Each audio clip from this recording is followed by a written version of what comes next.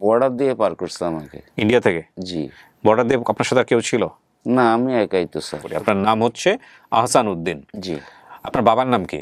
মোহাম্মদ তাজুল ইসলাম। মারা গিয়েছেন? জি। মায়ের নাম? জয়গুন বিবি। বড় ভাইয়ের নাম ছিল মোহাম্মদ আবুল হোসেন, আর মেজো ভাইয়ের নাম হচ্ছে যে মোহাম্মদ শহীদ ইসলাম। খালার নাম মনে আছে আপনার? রাজিয়া বেগম। নানির নাম? আসিয়া বেগম। নানার নাম? সাবিত মিয়া। মামাতো বোন? লাইলা। মেজো ভাবি? সাপিয়া বেগম। আচ্ছা, ওনার ভাইয়ের নাম? হারুনুর রশিদ। আপনার বাবার বাড়ি হচ্ছে নোয়াখালী বসুরহাট? জি স্যার। আর নানা বাড়ি হচ্ছে নোয়াখালীর কমলাদিঘি? জি। আসসালামু আলাইকুম প্রিয় দর্শক এবং শ্রোতা, আল্লাহ সর্ব অবস্থায় আমাদের সবার মঙ্গল করুন সেই দোয়া এবং শুভকামনা সবসময়ের মতো আপন ঠিকানার বেসিক ভিডিওতে আপনাদেরকে আমন্ত্রণ জানাচ্ছি। আজকে যেই ভদ্রলোককে নিয়ে আমি এখানে ভিডিও ধারণ করছি, আপনার নাম আহসান উদ্দিন? জি। এটা বাবা মায়ের দেয়া নাম? জি। এই আহসান সাহেব গতকাল এসেছেন কক্সবাজার থেকে এবং তিনি একদিন ঢাকা শহরে অবস্থান করেছেন। আজকে আমি তার ভিডিওটা ধারণ করছি। পেশায় কি করেন আপনি? আমি রোজগার, প্রতিদিনকার কাজ প্রতিদিনে করেন, দিনমজুর যেটাকে বলে। যে একজন দিনমজুর কক্সবাজার থেকে এসছেন, একদিন ঢাকা শহরে অবস্থান করেছেন এবং তারপরে তিনি তার গল্পটা বলবেন আজকে লাখো মানুষের কাছে। উনি জীবনে কোনোদিন ক্যামেরা ফেস করেননি, এর আগে কোথাও হয়তো এভাবে তার কথা কোথাও বলেননি। যতটুকু পারেন তার মনের আকুতি আজকে লাখো মানুষের সামনে তিনি বলবেন। তার জীবনে হয়তো এটাই শেষ বলা। তো এই বলার মধ্য দিয়ে তার জীবনটা সুন্দর হয়ে যেতে পারে যদি আল্লাহ চাইতো, এবং সেখানে আমাদের প্রচেষ্টা যদি আমরা সঠিকভাবে করি। তো আমি জানি আমার এই কথাগুলো কারো মনে দাগ কাটবে, কারো মনে দাগ কাটবে না, কিন্তু আমাকে বলতে হবে, বলা আমার দায়িত্ব, বলা আমার ইমানি দায়িত্ব। তো সেই জায়গা থেকে আমি বলে চলেছি প্রতিনিয়ত। আপন ঠিকানার বেসিক ভিডিও মানেই হচ্ছে একটি ছেলে পরিবার হারা, একটি মেয়ে পরিবার হারা, তার পরিবারে ফেরার সম্ভাবনা। শত শত ছেলে মেয়ে বিগত 3 থেকে 4 বছরে আমরা আমাদের এই অনুষ্ঠানের মাধ্যমে, আপন ঠিকানার মাধ্যমে, studio of creative arts limited, যেটা সংক্ষিপ্ত রূপ হচ্ছে সকা, এই সকা প্রাইভেট লিমিটেড কোম্পানি, এই প্রতিষ্ঠানের মাধ্যমে আমরা ফেরাতে সক্ষম হয়েছে আপনাদের দোয়ায়। তো আজকেও তার ব্যতিক্রম না, আজকেও সে কাজটি হতে পারে। আর যদি আপনার পরিচিত এরকম কেউ থাকে বা আপনি নিজে ভিকটিম হয়ে থাকেন, পরিবারে ফিরতে চান, আমাদের এখানে ফোন করবেন। আমাদের ফোন নম্বর হচ্ছে 09639887777। আমি কথা বাড়াচ্ছি না, কে রয়েছে আমার সঙ্গে একটু জানার চেষ্টা করি। আপনার নাম হচ্ছে আহসান উদ্দিন? জি। আপনার বাবার নাম কি? মোহাম্মদ তাজুল ইসলাম। তাজুল ইসলাম। মারা গিয়েছেন? জি। মায়ের নাম? জয়গুন বিবি। জয়গুন বিবি। আপনার ভাই দুজনের নাম পাচ্ছি আমি এখানে, নামগুলো বলেন। জি। বড় ভাইয়ের নাম ছিল মোহাম্মদ আবুল হোসেন। আর ছোটটার নাম? আর মেজো ভাইয়ের নাম হচ্ছে যে মোহাম্মদ শহীদ ইসলাম। আপনি সবার ছোট? জি। ওকে। খালার নাম মনে আছে আপনার? জি, মনে আছে। নামটা বলেন। রাজিয়া বেগম। নানির নাম? আসিয়া বেগম। নানার নাম? সাবিত মিয়া। মামাতো বোন? লাইলা। মেজো ভাবি? সাপিয়া বেগম। আচ্ছা, ওনার ভাইয়ের নাম? হারুনুর রশিদ। হারুনুর রশিদ। আপনার বাবার বাড়ি হচ্ছে নোয়াখালী বসুরহাট? জি স্যার। আর নানা বাড়ি হচ্ছে নোয়াখালীর কমলাদিঘি? জি। একদম প্রথম থেকে বলেন তো, ঘটনা কি ঘটেছে একটু শুনি। যখন আমার মা বাবা মারা যায়, আমার তখন 5 বছর বয়স ছিল। মনে আছে কিভাবে মারা গেল বাবা মা? জি, মারা গেছে। আমার আব্বা মারার 1 মাস পরে আমার আম্মা মারা গেছে। বাবা কিভাবে মারা গেছে? বাবা মারা গেছে ওই আমার চাচারাই ওষুধ করে মেরে ফেলছে, তাবিজ করছে। এটা আপনি শুনেছেন ছোটবেলায়? জি, আমার মাই বলছিল। আচ্ছা, তারপর? বাবা মারা যাওয়ার পর 1 মাস পর আম্মা মারা গেছে। আম্মা মারা যাওয়ার পর আমার ভাইদেরকে আমাকে খুব জুলুম করছে, আমাদের খেতে দিত না। অন্য তোর ভাইয়ে প্রাণের ভয়ে আমাকে নিয়ে ঢাকা চলে আসছিল। আসার পর আমরা ঢাকাতে কয়েকদিন অনেহার থাকি। তেজগাঁও এফবিসির মোড়ে ইঞ্জিনিয়ার্স ওয়ার্কশপে আমার ভাই কাজ পাইছিল। আপনাকে নিয়ে আসছে ঢাকা শহরে আপনার ভাই? আমাকে নিয়ে আসছিল। আচ্ছা।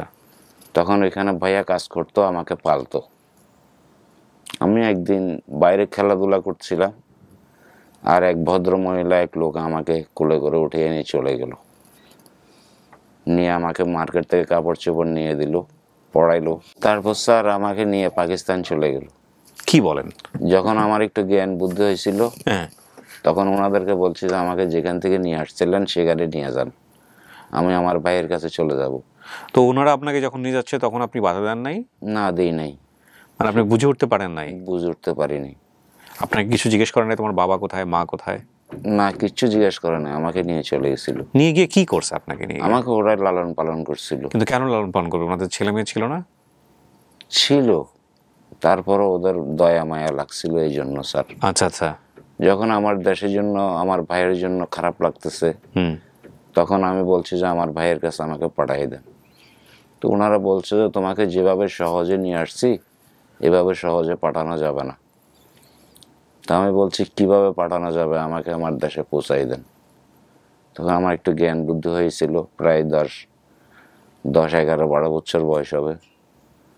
তখন ওনারা আমাকে ভারতের লাইনে পাঠাইছিল দালালের মাধ্যমে। কি করলো আপনাকে? দালালকে তুলে দিছিল হাতে। তখন মানে পাকিস্তানে নিয়ে যাওয়ার পর আপনাকে পাঠিয়ে দিছে? জি। পাকিস্তানে যাওয়ার পর আপনি কি করেছেন, কি মনে আছে পাকিস্তানের? আমার সেখানে মনে ছিল আমি কুশল বাগানে লেবারদের জন্য ভাত নিয়ে যাইতাম গাড়িতে করি।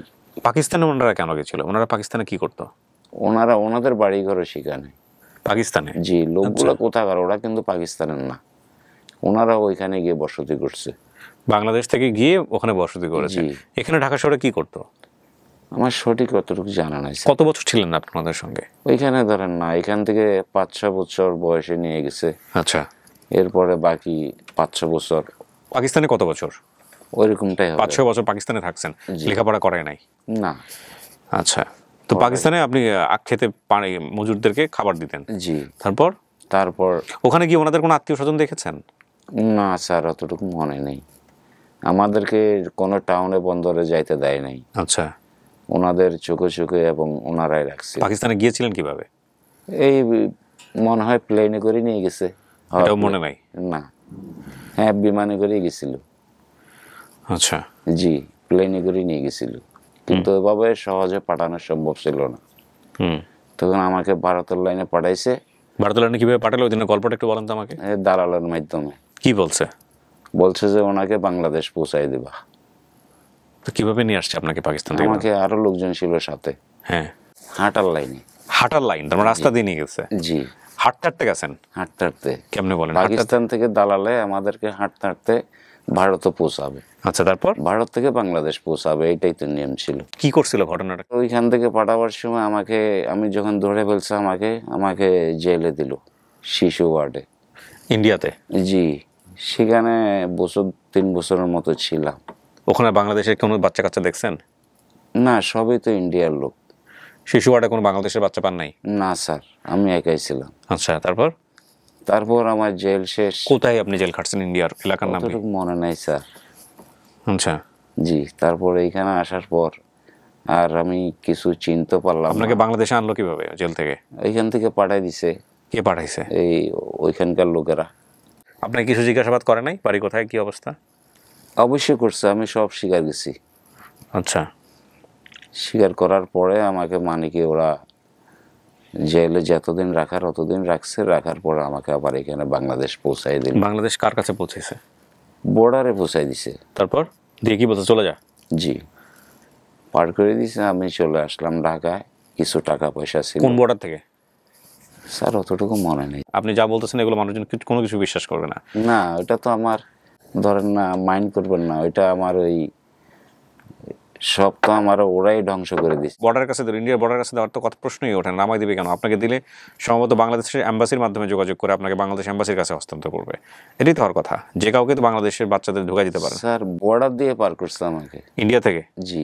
বর্ডার দিয়ে আপনার সাথে আর কেউ ছিল না? আমি একাই তো স্যার। তো বর্ডার থেকে আপনি ঢাকাতে আসলেন কিভাবে? কোন বর্ডারে? ঢাকাতে আসছি আমি, কোন বর্ডার আমার সেটা মনে নাই স্যার, পড়ালেখাও জানি না। তো আমি ঢাকাতে আসছি, আসার পরে ভাইকে আর খুঁজে পাইলাম না। ঢাকায় এসে আপনি ভাইকে কিভাবে খুঁজছেন? ভাই তেজগাঁও দিনজিনিয়াস ওয়ার্কশপে চাকরি করতো। কোথায়? দিনজিনিয়াস ওয়ার্কশপে। এফবিসি ঢুকতে হাতের বাম পাশে একটা বড় ওয়ার্কশপ নেই? হ্যাঁ। দিনজিনিয়াস না কি বলে? হ্যাঁ। ওই ওয়ার্কশপে গিয়েছিলেন আপনি ওখানে? জি। যাওয়ার পরে ওই সিকিউরিটি বলল যে আমি ভাইকে যখন তালাশ করতেছি, উনি এখান থেকে চাকরি ছেড়ে চলে গেছে। নাম কি আপনার ভাইয়ের? মোহাম্মদ শহীদ ইসলাম। মোহাম্মদ শহীদ ইসলাম। ও কি করতো? ওখানে লেবার ছিল? উনি জি অফিসে মানে কাজকর্ম করতো, চা পানি দিত। আচ্ছা। অফিস পরিষ্কার করতো। আচ্ছা, তারপর বললো যে উনি এখান থেকে চাকরি ছেড়ে চলে গেছে, ওনার একটা ছোট ভাই ছিল, উনি হারিয়ে গেছে। আচ্ছা। তখন আমি বললাম যে আমি তো উনি হারানো ভাই। আচ্ছা। এখন আমার ভাইটা কোথায়? উনি এখান থেকে চাকরি ছেড়ে চলে গেছে। তারপর একটা সিকিউরিটি আমাকে বলল যে টিকাতলি মধুমিতা নাকি একটা হেডকোয়ার্টার অফিস আছে, সেখানে চাকরি করে। আমাকে অ্যাড্রেসটা দিল স্যার, আমি সেখানে গেছিলাম। যাওয়ার পরে বলল যে হ্যাঁ উনি এখানে ছিল, এখান থেকে চাকরি ছেড়ে চলে গেছে। বললাম যে কোথায় গেছে আপনারা জানেন? বলল যে না, আমরা জানি না। সেই থেকে স্যার আমি কক্সবাজার থেকে 2-3 বার এসে তালাশ করছি। কক্সবাজারে গেলেন কিভাবে ঢাকা থেকে? লাস্টে আমি ঢাকা থেকে কক্সবাজার চলে গেছি। কেমনে গেলেন? বাসে করে গেছি স্যার। আপনি নিজেই গেছেন না কেউ নিয়ে? নিজেই গেছি স্যার। কেন কক্সবাজার কেন গেলেন? আর কি করব, আমি অসহায়, দুনিয়াতে নিরহ অসহায়। মানে জেলাটা কক্সবাজার কেন, অন্য কোনো জেলাও তো হতে পারে। হ্যাঁ, চট্টগ্রাম গেছিলাম প্রথমে। চট্টগ্রাম থেকে কিছুদিন থেকে ওইখানে চলে গেছিলাম। চট্টগ্রামে কেন গেলেন? আপনি তো ঢাকা শহরে কাজ করার কথা। ঢাকা শহরে তো চট্টগ্রামের চেয়ে কাজ বেশি। স্যার, মন যেদিকে চাইছে সেদিকে চলে গেছিলাম। কেউ ট্যাগ দেওয়ার ছিল না, বাধা দেওয়ার ছিল না। একা একা বসতি, জীবনে কেউই নেই। চট্টগ্রামে গিয়ে কি করেছেন? চট্টগ্রামে গিয়ে স্যার ওইখানে বেশি দিন থাকি নাই। এখানে 2-4 সপ্তাহখানিক থেকে কক্সবাজার চলে গেছি। ওইখানে গিয়ে কলা টলা বিক্রি করতাম। আচ্ছা। যখন এইভাবে আমার দিনটা গেল, যখন বিয়ের উপযুক্ত হলো, আমি বিয়ে করতে গেলাম। বিয়ে করতে গেছে, বলো যে তোমার মা বাবা আত্মীয় স্বজন নিয়ে আসো। আমি বলছি দুনিয়ায় তো আমার কেউ নেই, আমি একা। তখন লোকজনের দয়া মায়া লাগছে, আমাকে বিয়ে শাদী করালো। এই যাবতীয় জীবন বসতি, 7 সন্তানের বাবা হলাম। 7টা সন্তানের বাবা আপনি? জি স্যার। 4টা মেয়ে, 3টা ছেলে, একটা ছেলে মারা গেছে। ওকে। কক্সবাজারের লোকাল কাউকে বিয়ে করছেন আপনি? জি। কোথায় আপনার বাড়ি, কোথায় কক্সবাজার? পারোয়া। এটা কি সমুদ্রের কাছাকাছি? জি স্যার। ঠিক আছে, তো আপনি ওখানে দিনমজুরি করেন, তাই তো? জি স্যার। তো এই অনুষ্ঠানের খোঁজ পেলেন কিভাবে? এই যে স্যার, কন্ট্রাক্টেশনে যখন অ্যাকাউন্ট স্যার, যেটা ম্যানেজার, উনি আমাকে বলছে কি ব্যাপার, আপনার বাড়ি কোথায়? বলছে আমার বাড়িটা নোয়াখালীতে ছিল স্যার। নোয়াখালী কোন জায়গা? আমি খুব বসুরহাট এতটুকু বলতে পারি। নোয়াখালীর বসুরহাট? জি। এর আশেপাশে আমার বাড়িঘর ছিল, আমার মা বাবার বাড়িঘর ছিল, কিন্তু স্যার আমি কিছু চিনি না। এরকম উনি আমাকে 2-3 বার জিজ্ঞেস করলো, কয় আপনি ঠিকই তো নোয়াখালীর ছেলে, যেহেতু আপনার ভাষা এখনো রয়ে গেছে একটু একটু। তো উনি মানে কি আপন অফিসে যোগাযোগ করলো। করার পর দেখি আপনার জন্য আমি কি করতে পারি। এই লাইনটা উনি করে দিছে। প্রায় আজকে 1.5 থেকে 2 বছর হচ্ছে। 1.5 থেকে 2 বছর ধরে উনি ফোন করে চেষ্টা করেন? 2 বছর আগে? 1.5 বছর হবে স্যার। এত দেরি করলেন কেন আপনি আসতে? স্যার অভাবের কারণে আসতে পারিনি। যাওয়া আসার ভাড়া নাই? জি স্যার। এখনো আসছি যে স্যার অনেক কষ্ট করি। আরিফ স্যারে খুব রিকোয়েস্ট করলো যে আসো। যাওয়া আসার ভাড়া যাদের নাই, এদেরকে আমি বলি যে এই ভাড়ার জন্য আপনারা চিন্তা করেন না, আমরা অফিস থেকে দিয়ে দিই। জি স্যার, আলহামদুলিল্লাহ। এই তথ্য আপনার মনে আছে? আপনি কাউকে দেখলে চিনবেন? ভাইকে দেখলে চিনবেন? স্যার আমি ছোট ভাই সবার। 3 ভাইয়ের ছোট আমি, মানে 2 ভাইয়ের ছোট আমি। আমি নিজে বুড়ো হয়ে গেছি, ওনারা কি হয়ে গেছেন। যদিও বেঁচে থাকে কেউ কেউ চিনবো, এরকম পরিচয় পাত্রের মাধ্যমে যদি চিনি, এই তো এরকমটাই হবে আর কি। যেসব তথ্য মনে আছে ওনার, প্রিয় দর্শক এবং শ্রোতা, মা জয়নুল বিবি, পিতা তাজুল ইসলাম, বড় ভাই নাম যেন কি বলেছিলেন? আবুল হোসেন না? জি। আরেকজন মেজো যে ছিল, ওর নাম?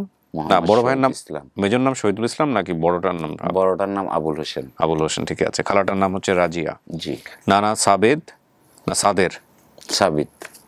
সাবিদ। আর নানি আসিয়া বেগম। নানার নাম সাদেক। জি। নোয়াখালীর বসুরহাট হচ্ছে ওনার নানা বাড়ি। নোয়াখালীর কমল দিঘি কি যেন বাবার বাড়ি নাকি? না, ওইখানে নানার বাড়ি ছিল। নোয়াখালীর কমল দিঘি নানার বাড়ি। জি। আর আপনার বাবার বাড়ি হচ্ছে নোয়াখালীর বসুরহাট। জি। ঠিক আছে। মানে প্রায় 40 থেকে 42 বছর আগে পরিবার থেকে বিচ্ছিন্ন হয়েছেন। ঠিক আছে, তাওয়াক্কুল তো আল্লাহ। আমরা চেষ্টা করবো ইনশাআল্লাহ, দেখা যাক কি হয়। প্রিয় দর্শক এবং শ্রোতা, আপনারা চলেন সবাই মিলে একটু চেষ্টা করেন। বিশেষ করে নোয়াখালীর কিন্তু অনেক সাকসেস স্টোরি আছে, আমাদের একটু গ্রুপগুলোতে শেয়ার করতে হবে, দেখা যাক কি হয়। আর কিছু বলবেন না? সব বলেছেন। আর কিছু বলবো স্যার? বলবো যে এটাই, এই যে তেজগাঁউদ্দিন জিনিয়াস ওয়ার্কশপ নাই, সে ওয়ার্কশপে আমার ভাই কাজ করতো। এটা বলছেন আপনি অলরেডি? জি বলছি। সেখানে যদি একটু তদন্ত করেন তো হয়তো ওনারা কিছুটা বলতে পারবে যে আমার ভাইটা কোথায়। তাওয়াক্কুল তো আল্লাহ। প্রিয় দর্শক, অনেকদিন চাকরি করছিল এখানে স্যার। ঠিক আছে, আমাদের সব কিছুই থাকলো ভিডিওতে। একটু যদি সহৃদয় ব্যক্তি যারা আছেন একটু চেষ্টা করেন, দেখেন আপনারা কিছু বের করতে পারেন কিনা। একটা ভালো সংবাদের প্রত্যাশা আমরা শেষ করছি। আসসালামু আলাইকুম।